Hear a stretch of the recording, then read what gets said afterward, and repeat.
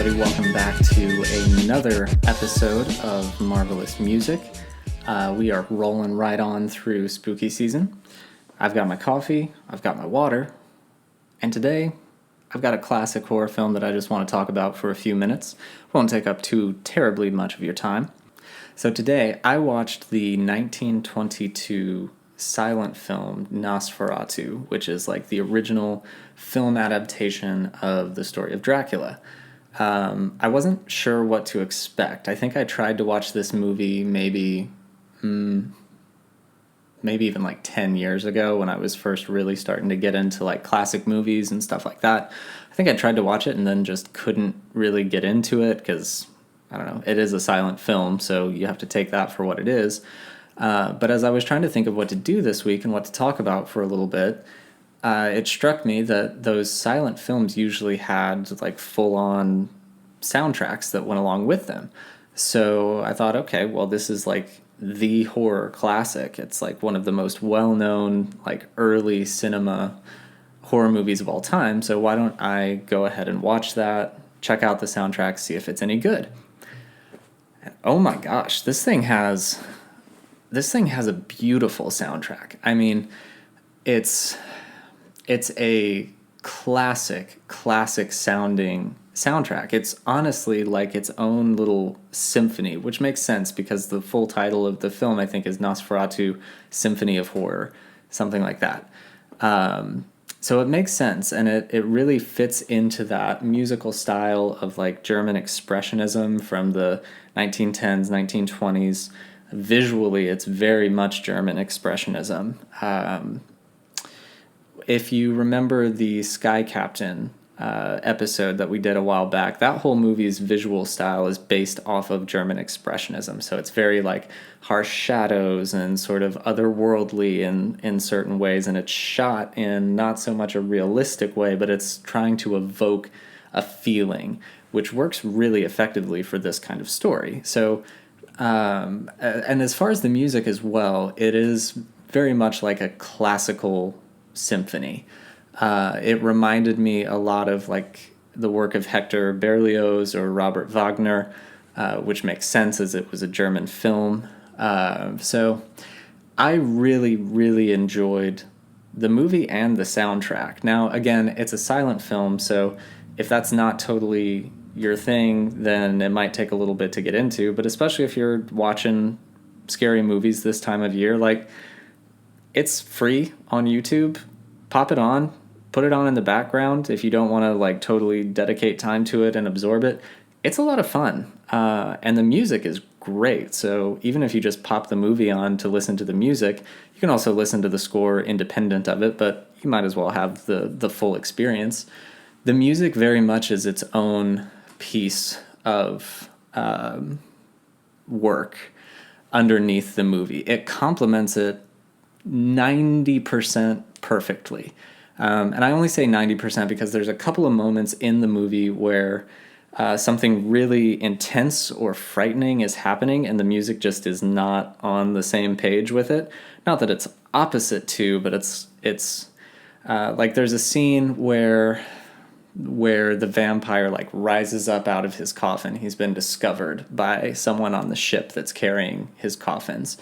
And the music is like super low key in that moment. And then he like runs back up to the deck of the ship and the music kind of pops off and it's big and it's like, we could have probably used something a little bit more intense in that moment. And there's just a couple more moments like that where you're like, this piece of music doesn't necessarily fit with what's happening on screen or evoke what should be evoked on screen. A few moments like that, especially when you're in sort of the villain's castle as well in the beginning. Most of that music is amazing, but a couple moments there where you're like, okay, well, this is scarier on screen than the music is telling me it should be. But it's interesting, you know, we talk about often on this show about how a good soundtrack either contrasts or parallels what's happening on screen. It was interesting to go back and watch a silent film because the music had to almost serve an even bigger purpose to a silent film than it does to a film with dialogue, because you're having to read what people are saying or read exposition in between some of the scenes or in the middle of the scenes. When you're just watching it, you don't hear what's happening in universe. You don't hear what the people are saying. So the music almost has to serve as dialogue. It almost has to serve as ambiance for the scene that's playing out in front of you that you're watching. So with that, it's cool that this score is truly like its own symphony.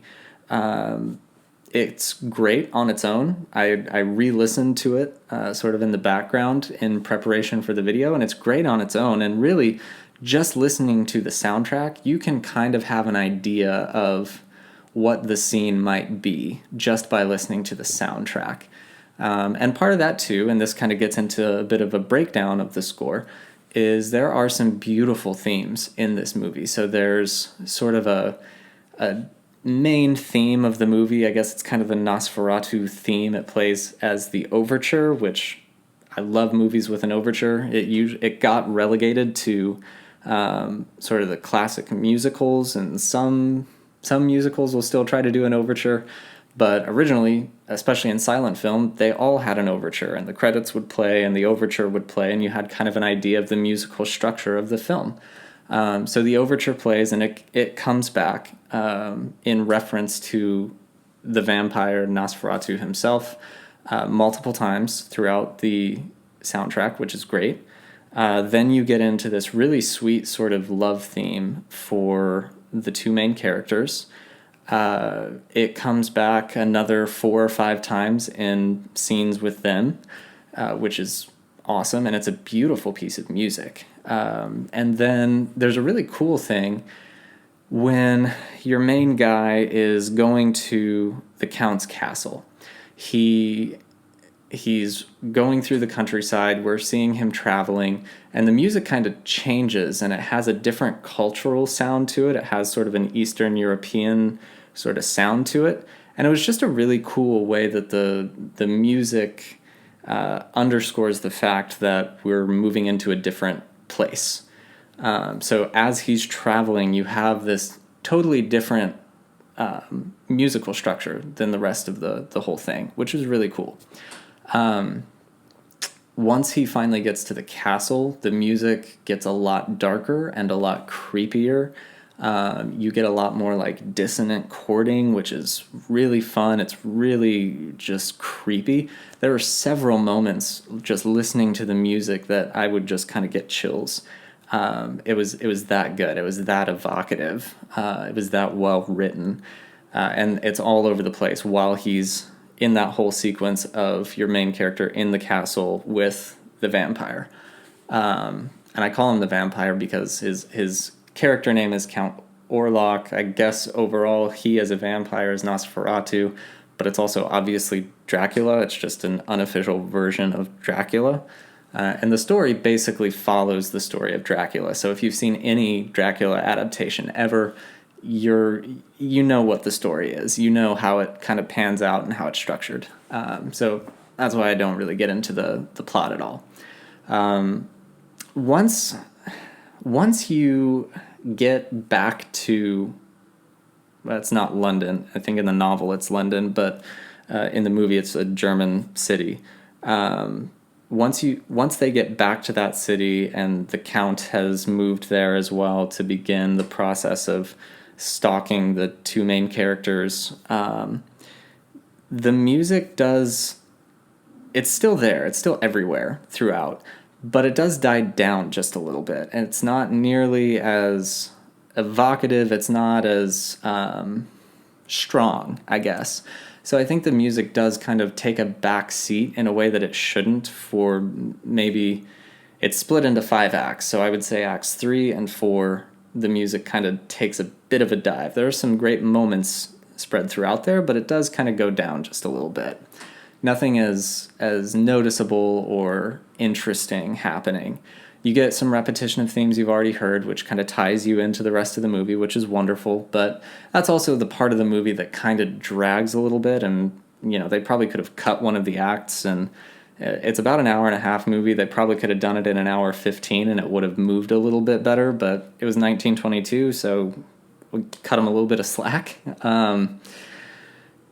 So once you get to that fifth act, though, you know that the vampire is going to come after the main couple, specifically the main girl, that he's been kind of mentally preying on through the whole thing and like watching from across the river. There's a few great shots of that are really creepy and cool. Once you get to that fifth act, the music ramps up again. And the music under the final like confrontation with Nosferatu, it's not even much of a confrontation. Basically, Ellen, the main female character, understands, based on a book that her husband found earlier, that the only way to defeat him is if he's like feeding on a maiden and he basically forgets what time it is and the sun comes up and then he, burns and dies. So she basically allows him to come in, and this last scene, it's kind of that classic image that most people have seen but maybe don't know where it's from, of like his creepy shadow on the wall of the staircase. And so he moves up and goes into the room, and the music underneath that whole sequence, even when it cuts to other places, is amazing. Some of the best music under a scene ever. It's really, really creepy and intense and powerful, though. So it's not just like, it's not just trying to make you scared. It's not just trying to be creepy.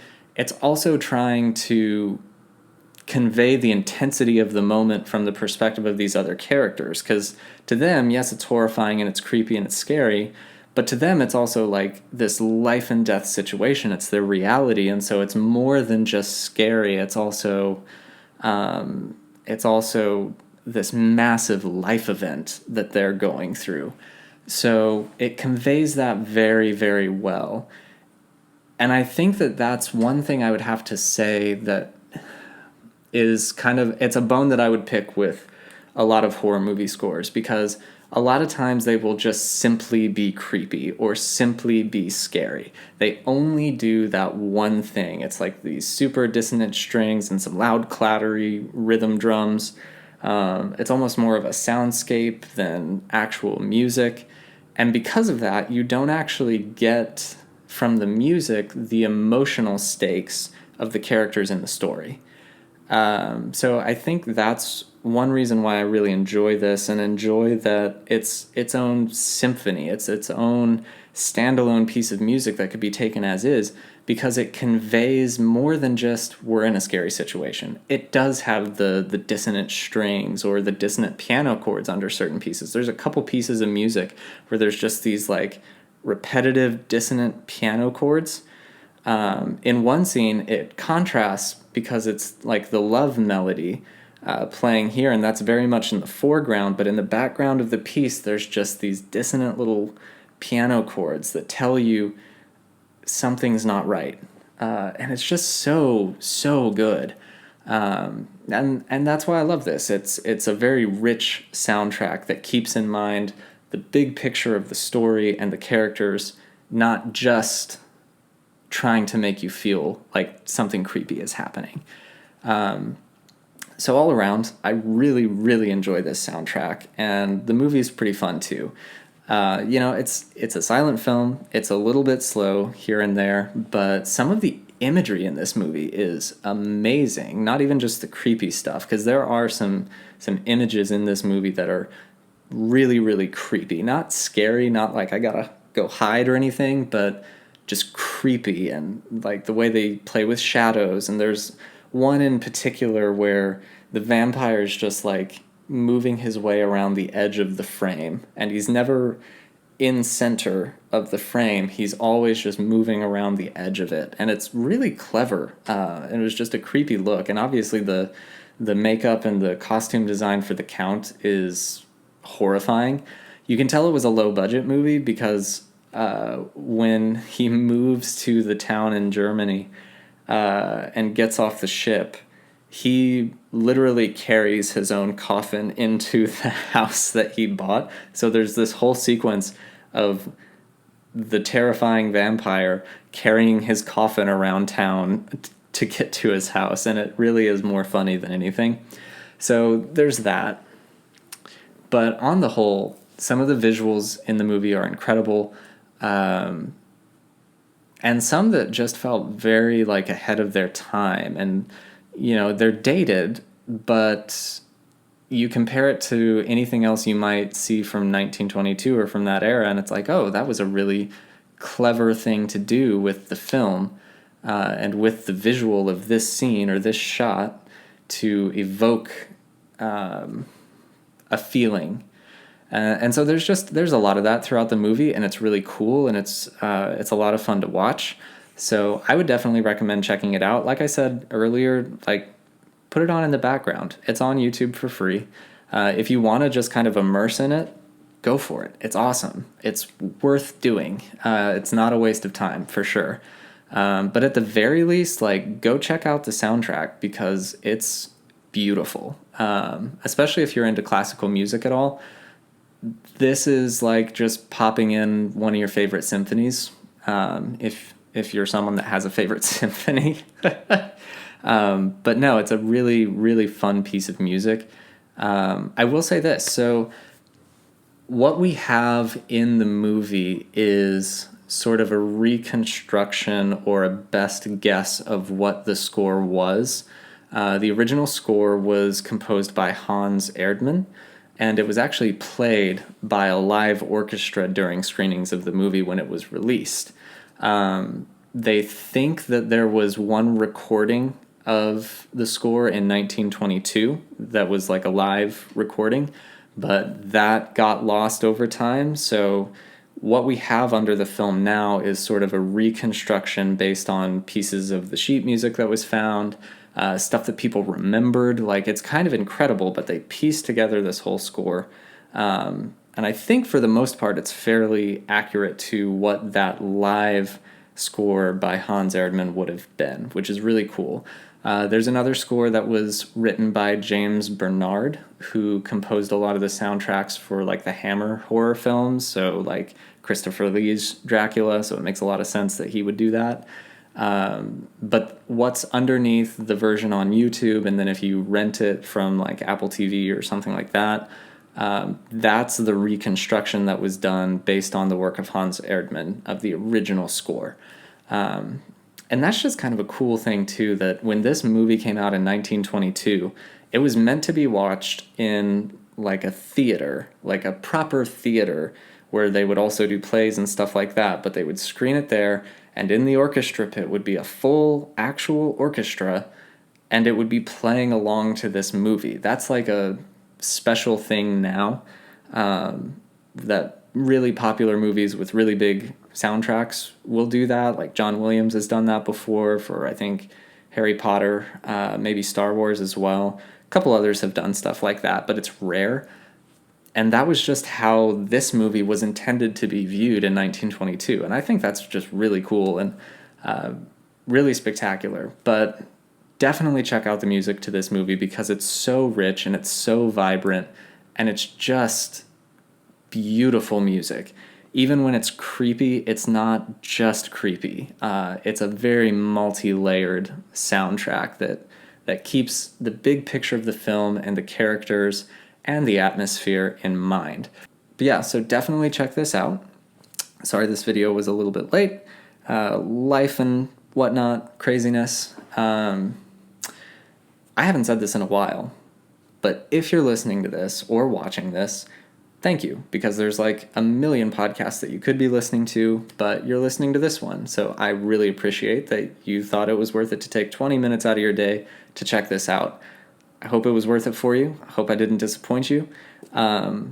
With that, go check out Nosferatu, either in the background or watch it because you actually really want to. Go check out the music at the very least. Enjoy the rest of your Tuesday.